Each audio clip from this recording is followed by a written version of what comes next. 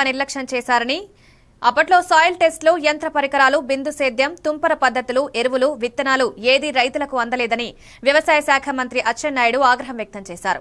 రైతులు విపత్తుల్లో పడ్డా ప్రభుత్వం ఆదుకోలేదని విమర్శించారు. అయితే టీడీపీ కూటమి ప్రభుత్వం వచ్చి ఏడాదిలోనే వ్యవసాయ రంగంలో సమూలమైన మార్పులు తీసుకొచ్చినట్లు వెల్లడించారు. ఇప్పటికీ రాష్ట్రంలో 24 పంటలను 11 క్లస్టర్లుగా విభజించి టెక్నాలజీ ఆధారిత వ్యవసాయానికి బాటలు వేశామన్నారు.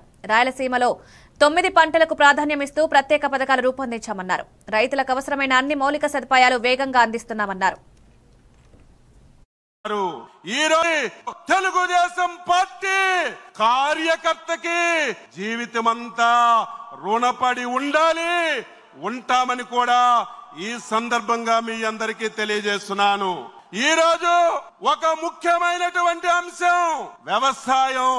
ఈ దేశానికి వెన్నుముక రాజని మైకు ఉన్న ప్రతి ఒక్కరూ నిదానంగా మాట్లాడుతుంటారు, ఆచరించడంలోనే చాలా తక్కువ మంది ఉంటారు.